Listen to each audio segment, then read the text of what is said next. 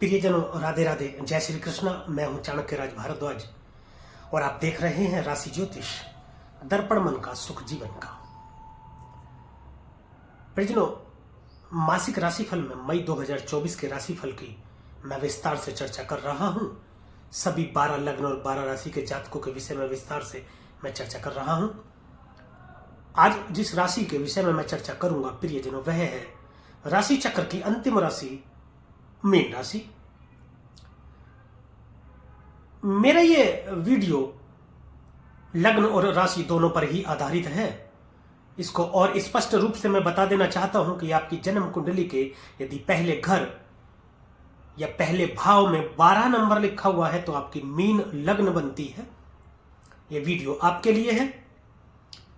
और आपकी जन्म कुंडली के जिस घर में चंद्रमा विराजमान है वहां पर 12 नंबर लिखा हुआ है तो आपकी राशि मीन बनती है। और यह वीडियो आपके लिए भी है। तो प्रियजनों, मीन लगन और मीन राशि के जातक मेरे साथ बने रहें वीडियो में अंत तक, क्योंकि मैं विस्तार से चर्चा करने वाला हूं सभी विषयों पर मई 2024 के राशिफल की।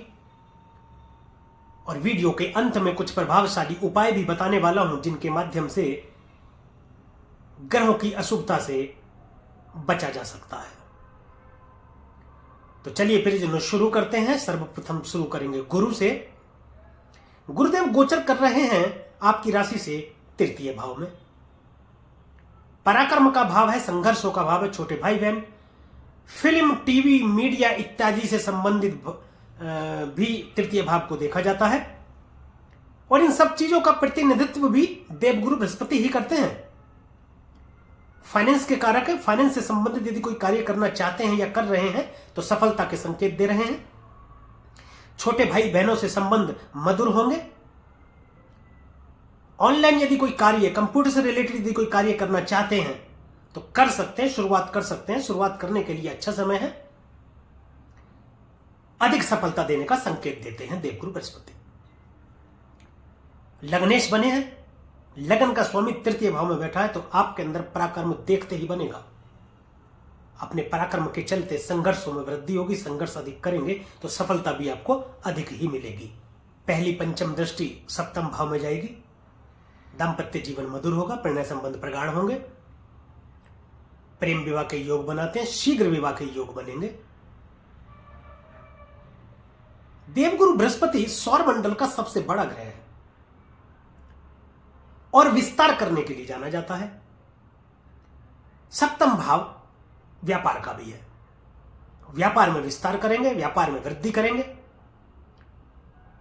और महत्वपूर्ण बात, यदि आप लोन से संबंधित, कर्ज से संबंधित, पैसों के लेन देन से संबंधित यदि कोई कार्य आप करना चाहते हैं या फाइनेंस से संबंधित कोई कार्य कर रहे हैं तो उसका बहुत बड़े लेवल पर विस्तार करेंगे। बहुत अधिक सफलता देंगे। रातों रात बहुत बड़ा कर देंगे उसको। साझेदारों से संबंध मधुर होंगे जिससे व्यापार में वृद्धि होगी। सप्तम दृष्टि भाग्य स्थान में जाएगी। भाग्य का भी विस्तार करेंगे, भाग्य में वृद्धि करेंगे। धर्म का स्थान है। धर्म स्थानों पर आपकी यात्राएं होंगी, धार्मिक यात्राएं होंगी, लंबी दूरी की यात्राएं होंगी। पिता से, बड़े भाइयों से संबंध मधुर होंगे। ज्योतिष की तरफ रुझान बढ़ेगा। ज्योतिषीय पुस्तकें पढ़ने और ज्योतिष संबंधी मोबाइल पर वीडियो इत्यादि देखने में आपकी रुचि बढ़ेगी। तंत्र मंत्र की शिक्षा लेने के लिए किसी गुरु की तलाश भी आप कर सकते हैं और बहुत अधिक संभावना है कि ऐसा गुरु आपको मिले जो आपको इन सब चीजों की शिक्षा दे और आप एक अच्छे ज्योतिषी भी बन पाए। भाग्य में वृद्धि के चलते सभी कार्य सफल होंगे। सभी कार्यों में आपको सफलता मिलेगी। संतान प्राप्ति के योग बनाते हैं। प्रेम विवाह के योग बनाते हैं। प्रबल योग बनाते हैं। यदि प्रेम विवाह की इच्छा है या करने के इच्छुक है तो प्रयास तेज कर दीजिए, आप सफल हो जाएंगे। गुरुदेव की नवम दृष्टि लाभ भाव में जाएगी। बहुत सुंदर सहयोग आपके लिए तो गजब का है ये गुरु का गोचर। तृतीय भाव में बैठ करके सप्तम भाव में दृष्टि डाल रहे हैं। भाग्य में भी दृष्टि डाल रहे हैं, लाभ भाव में दृष्टि डाल रहे हैं। भाग्य की बदौलत व्यापार को बहुत बड़ा कर देंगे, विस्तार कर देंगे, इतना बड़ा कर देंगे कि लाभ के रास्ते खोल देंगे, अनेकों रास्ते खोल देंगे। इन सारी चीजों को आप जोड़ करके देख लीजिए, इस तरीके से कनेक्ट हुई चार चीजें। इच्छा पूर्ति का भाव है, कोई मनोकामना आपकी पूर्ण हो सकती है।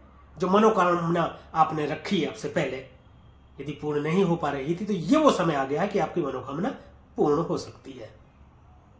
बड़े बुजुर्गों का आशीर्वाद आपको मिलेगा, सामाजिक मान प्रतिष्ठा बढ़ेगी, समाज में आपकी पहचान बनेगी और आप एक लोकप्रिय व्यक्ति के रूप में उभरेंगे।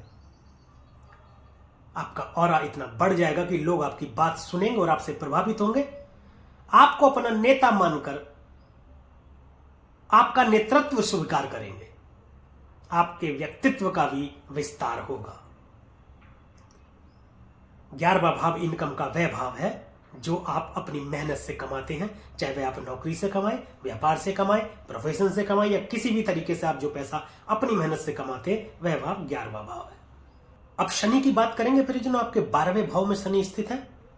12वें भाव में शनि, 12वें भाव का शनि व्यापार के लिए बहुत ही अधिक उत्तम होता है। व्यापारिक दृष्टि से ये शनि बहुत बढ़िया गोचर में है, आपके व्यापार को बहुत अधिक सफलता प्रदान करेंगे। विदेश यात्रा करा सकते हैं। 12वां भाव खर्च का भाव है, तो कोई दुर्घटना इत्यादि हो सकती है, उससे आपको सावधान रहने की आवश्यकता है। दांपत्य सुख में कमी देखने को मिलेगी। अवैध संबंधों के चलते किसी चरित्रहीन महिला के आरोप लग सकते हैं आप पर, जिसके कारण आपको कोर्ट कचहरी के चक्कर काटने पड़ सकते हैं, मुकदमे इत्यादि में आप फंस सकते हैं, जिसमें खर्च आपका हो सकता है, खर्च की अधिकता हो सकती है। देखिए, नकारात्मक और सकारात्मक दोनों ही प्रकार के खर्च होते हैं। नकारात्मक खर्च ये हुआ कि यदि हो सकता है कि आपको कोई चोट चपेट लग जाए, दुर्घटना हो जाए, जिससे आपको हॉस्पिटल में भर्ती रहना पड़े। सकारात्मक खर्च ये हुआ कि हो सकता है आपके घर में नन्हे मेहमान का आगमन हो रहा हो, संतान प्राप्ति के योग बन रहे हो, जिसके चलते आप हॉस्पिटल में भर्ती हो जाए। शनि की तृतीय दृष्टि दूसरे भाव में जाएगी। धन का भाव है दूसरा, वाणी का भी भाव है। वाणी पर नियंत्रण यदि रखेंगे तो कुटुंब से संबंध अच्छे रहेंगे, अन्यथा कुटुंब से संबंध खराब हो सकते हैं। निवेश में कोई नुकसान हो सकता है। निवेश यदि करना है तो बहुत अधिक सोच समझ करके करें, जरूरी हो तो निवेश करें, अन्यथा न करें। सप्तम दृष्टि छठे भाव में जाएगी। रोग रिपु ऋण का भाव है। छठे भाव में दृष्टि डालेंगे तो कंपटीशन में कोई विजयश्री आपको दिला सकते हैं। शत्रुओं का नाश करेंगे, शत्रुओं से आपकी रक्षा करेंगे। और यदि रोग पुराना कोई है जिससे आप कष्ट में है या परेशानी का सामना करना पड़ रहा है आपको, तो उससे भी मुक्ति आपको दिला सकते हैं।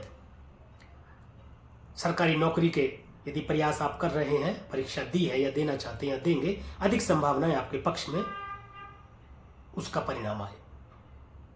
राजनीति में भी बड़ी सफलता आपको दे सकते हैं। दसम दृष्टि शनिदेव की नवम भाव में जाएगी, भाग्यस्थान में, जहां गुरुदेव की भी दृष्टि है। यात्रा में कष्ट की तो थोड़ी स्थिति हो सकती है, परंतु देव गुरु बृहस्पति है, वहां बैठ कर दृष्टि डाल करके वो सब ठीक कर रहे हैं। गुरुदेव का काम ही ये है कि बाकी ग्रह यदि कुछ डैमेज करते हैं या कुछ नुकसान पहुंचाते हैं तो गुरुदेव हीलिंग करते हैं। बहुत बड़े हीलर हैं, उपचारक हैं। बड़े भाई बहनों से संबंध थोड़े खराब हो सकते हैं, परंतु वो कुछ समय के लिए, फिर सब सामान्य हो जाएगा। अब बात प्रियजनों राहु की करेंगे, जो कि आपकी लगन में स्थित है। आपके निर्णय थोड़े गलत हो सकते हैं। निर्णय लेने की क्षमता आपको लग सकता है कि थोड़ा कमजोर हो गई है। आप में लालच के चलते अनैतिक तरीकों से धन कमाने की लालसा जन्म ले सकती है। अनैतिक कार्यों में लिप्त भी आप हो सकते हैं किसी के कहने पर। आपको लगे कि चलो कोई बात नहीं, एक दो बार कर लेते हैं, पैसा आ जाएगा तो फिर इसको छोड़ देंगे। ऐसा करने से बचे, अन्यथा अत्यधिक कष्ट की स्थिति आपके साथ आ सकती है। बहुत बड़ी परेशानी में आप फंस सकते हैं। स्वभाव आपका अहंकारी हो सकता है। आप कोई गलत कार्य करने से भी नहीं चूकेंगे, ऐसा स्वभाव आपका हो सकता है इस दौरान, तो सावधान रहें आप। पंचम दृष्टि पंचम भाव में जाएगी। राजनीति में कोई बहुत बड़ी सफलता देते दिख रहे हैं। निवेश में बहुत अच्छा फायदा हो सकता है। स्टॉक मार्केट से बहुत अच्छा आप लाभ कमा सकते हैं। संतान के संबंध में अच्छे समाचार तो नहीं मिलेंगे, शिक्षा में ब्रेक हो सकता है, आपको कुछ स्वास्थ्य संबंधी परेशानी हो सकती है। सप्तम दृष्टि सप्तम भाव में जाएगी, अवैध संबंधों के चलते शक की स्थिति उत्पन्न हो सकती है, जिसके कारण दाम्पत्य जीवन में अलगाव की भी स्थिति हो सकती है, संबंध विच्छेद हो सकते हैं। स्थिति ज्यादा बिगड़ने ना पाए इसलिए थोड़ा संयम रखें, वाणी पर थोड़ा नियंत्रण रखें और सूझबूझ और समझदारी से कार्य लेंगे तो ग्रहों की अशुभता से बचा जा सकता है और आप संबंध आप बचा सकते हैं। देखिए, संबंधों को बनाना बड़ा मुश्किल होता है, बिगड़ बहुत जल्दी जाते हैं, तो संबंधों को बिखरने से बचाइए और सूझबूझ और समझदारी से काम लीजिए, जो कि ईश्वर ने आपको शक्ति दे रखी है कर्मों की। नवम दृष्टि राहु की भाग्य स्थान में जाएगी, जहां गुरुदेव और शनि की भी दृष्टि है। शनि राहु आपस में मित्र कहे जाते हैं। लाल किताब के अनुसार तो यहां तक कहा जाता है कि राहु शनि के इशारे पर कार्य करता है, राहु शनि का शिष्य है, तो राहु भी वैसा ही प्रभाव देंगे जैसा शनि प्रभाव देंगे, परंतु भाग्य स्थान में राहु अच्छा प्रभाव देते हैं, थोड़ा धर्म से विमुख कर सकते हैं, लेकिन आपको करना क्या है कि आपको धर्म से विमुखता नहीं करनी, धार्मिक बने रहे, धार्मिक स्थानों पर जाते रहे, माथा टेकते रहे, तो सभी ग्रहों के शुभ फल आपको मिलते रहेंगे और आपके बिगड़े काम भी बनते रहेंगे।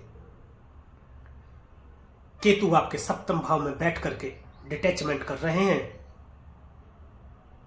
आपके पार्टनर साझेदार से आपको दूर कर रहे हैं। देखिए, दूर हो जाने का एक कतई मतलब नहीं होता है कि संबंध विच्छेद हो जाएंगे या विवाह आपका टूट जाएगा, तलाक हो जाएगा, यह बिल्कुल भी मतलब नहीं होता। दूर होने का सिर्फ इतना सा मतलब है कि हो सकता है आप कोई ऐसी नौकरी कर रहे हो जिसमें आपकी पदोन्नति हो जाए या आपका स्थानांतरण हो जाए, जिसके चलते आप अपनी पत्नी के साथ रह रहे हैं, तो वहां से कहीं दूर जाकर के आपको रहना पड़े, यह डिटैचमेंट है। हो सकता है पति पत्नी दोनों ही नौकरी करते हो, एक किसी दूसरे शहर में और दूसरा किसी दूसरे शहर में, तब भी अलगाववाद हुआ, संबंध विच्छेद तो नहीं हुआ ना ये, तो ऐसा भी डिटैचमेंट देखने को मिल सकता है। अब बात प्रियजनों बाकी के ग्रहों की करेंगे। सबसे पहले सूर्य की करेंगे, वाणी के भाव में स्थित है। सूर्य पिता के कारक है, आत्मा के कारक है, सूर्य बॉस है, सूर्य सरकार है, सूर्य प्रकाश, आत्मसम्मान, पद प्रतिष्ठा, मान सम्मान और आत्मविश्वास, ये सब सूर्य है। पिता से तो संबंध अच्छे होंगे ही होंगे, लेकिन आपकी वाणी थोड़ी तेज हो सकती है, सावधान, नए फिलो में कुछ आप ऐसा बोल सकते हैं, आपकी तीव्र वाणी हो सकती है, जिसके चलते कुटुंब से संबंध थोड़े खराब हो सकते हैं। सरकार से लाभ प्राप्ति के योग बन रहे हैं। पैतृक संपत्ति यदि किसी सरकारी विवादों में अब तक आपकी फंसी हुई थी, तो ये योग बना रहे हैं कि वहां से आपको सफलता मिल सकती है, सरकार से लाभ प्राप्ति के पूर्ण योग बन रहे हैं। 13 तारीख तक यहां पर विराजमान रहेंगे प्रियजनों, फिर ये 14 तारीख को गोचर कर जाएंगे तीसरे भाव में। वह देवगुरु बृहस्पति को रोशन करेंगे, उनको प्रकाशमान करेंगे, उनको एनर्जी देंगे, छोटे भाई बहनों का कार्य भी चमकाएंगे, छोटे भाई बहनों को भी सरकार से सम्मानित और सरकार से लाभ दिलाएंगे और सभी प्रकार के कार्यों में आपको सफलता देंगे। अब बात प्रियजनों बुध की करते हैं। बुध आपकी लगन में स्थित है, बुद्धि विवेक कौशल पर नियंत्रण बनाए हुए हैं और व्यापार को सही तरीके से चला रहे हैं। 10 मई को ये दूसरे भाव में चले जाएंगे, वाणी का भाव और वाणी का स्वामी दूसरे भाव में। बुद्धि विवेक कौशल तो पहले से ही आपका नियंत्रित, आपकी वाणी भी स्पष्ट हो जाएगी, वाणी अच्छी हो जाएगी, जिसके चलते कुटुंब से भी आपके संबंध होंगे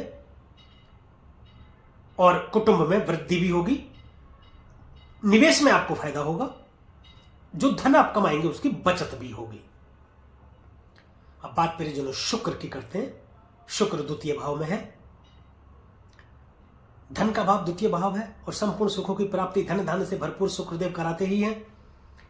विवाह के योग बनाते हैं, कुटुंब में वृद्धि होगी। कुटुंब में वृद्धि 2 तरीके से होती है, या तो विवाह हो जाए या फिर संतान प्राप्ति हो जाए, दोनों को योग बनाते हैं। प्रेम विवाह के प्रबल योग बनाते हैं।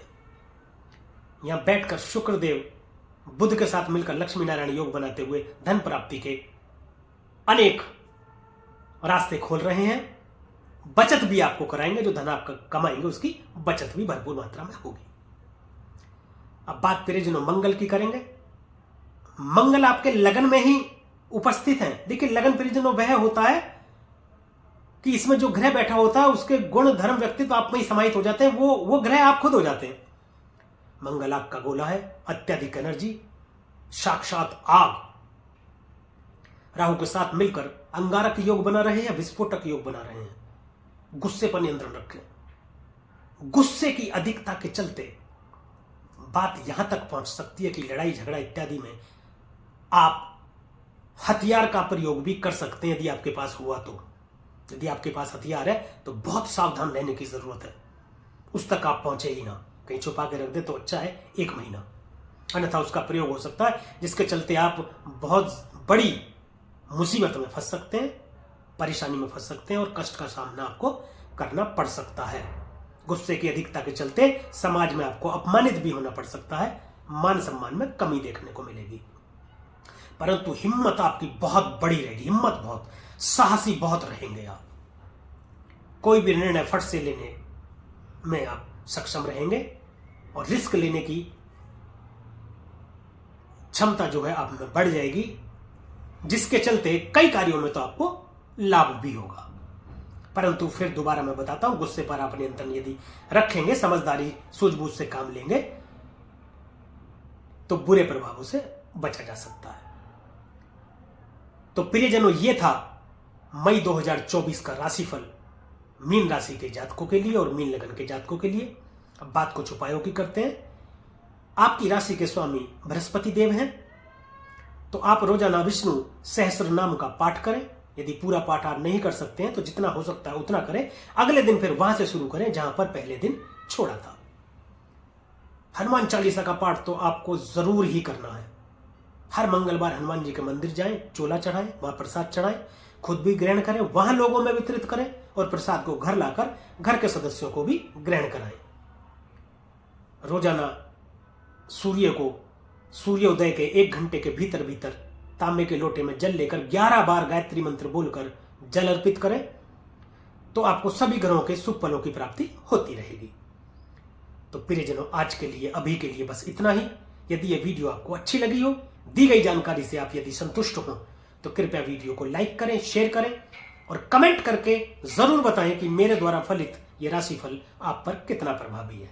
तथा YouTube चैनल को सब्सक्राइब करें और बेल आइकन बटन दबाना बिल्कुल भी ना भूलें, ताकि इसी प्रकार की और भी महत्वपूर्ण जानकारियां आप तक समय पर पहुंचती रहें। अब मुझे दीजिए आज्ञा प्रियजनों, मिलेंगे अगली वीडियो में एक और विषय पर चर्चा करेंगे। तब तक के लिए प्रियजनों राधे राधे, जय श्री कृष्णा। और आप देखते रहिए राशि ज्योतिष, दर्पण मन का, सुख जीवन का।